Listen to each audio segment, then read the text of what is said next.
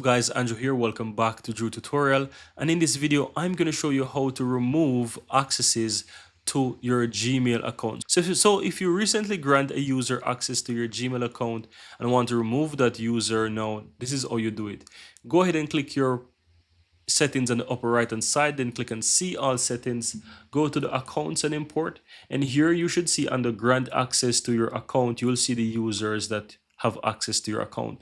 Now if you look towards the right hand side, it shows that this person has accepted the account access, so you can see the status, and you also have delete. All you have to do, just simply click on delete, then click on OK, and guess what?